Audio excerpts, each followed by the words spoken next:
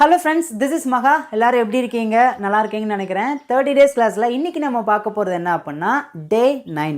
இந்த டே 9ல் நான் உங்களுக்கு என்ன சொல்லிக் கொடுக்க போகிறேன் அப்படின்னா சிம்பிள் ப்ரெசன்ட் டென்ஸ். இந்த சிம்பிள் ப்ரெசன்ட் டென்ஸை நீங்கள் நல்லா புரிஞ்சுக்கிட்டீங்க அப்படின்னா மிச்சம் இருக்கிற 11 டென்ஸையும் நீங்கள் புரிஞ்சுக்கிறது ரொம்ப ஈஸிங்க. அதனால் வீடியோவை ஸ்கிப் பண்ணாமல் கவனமாக கவனிங்க.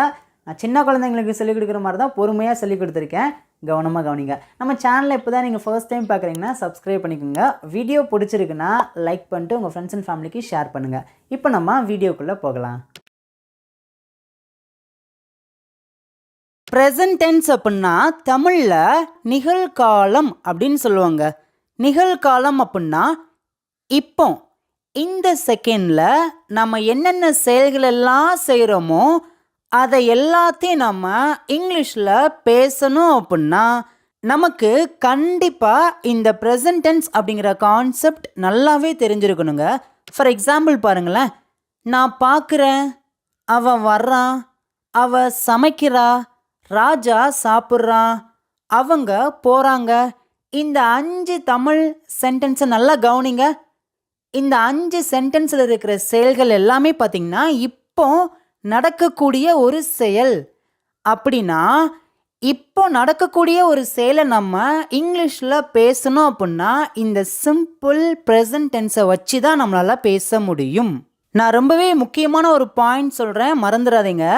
நம்ம வாழ்க்கையில் பேசக்கூடிய 56% பார்த்திங்கன்னா இந்த சிம்பிள் ப்ரெசன்ட் டென்ஸை வச்சு தான் நம்ம பேசுகிறோம். நம்ம சிம்பிள் ப்ரெசன்ட் டென்ஸில் ஒரு சென்டென்ஸ் பேசுகிறோம் அப்படின்னா அந்த சென்டென்ஸ்குள்ளே பார்த்தீங்கன்னா 2 முக்கியமான வேர்டு நமக்கு கண்டிப்பாக தெரிஞ்சிருக்கணுங்க. அது என்ன அப்படின்னா first one subject, second one verb. உங்கள் எல்லாருக்குமே சப்ஜெக்ட்னா என்ன, வேர்ப்னா என்னன்னு சொல்லிட்டு நல்லாவே தெரிஞ்சிருக்கும். இப்போ பார்த்தீங்கன்னா நான் உங்களுக்கு ஷார்ட்டாக மட்டும் சொல்கிறேன். சப்ஜெக்ட் அப்படின்னா ஒரு சென்டென்ஸில் ஒரு செயல் நடக்கும்.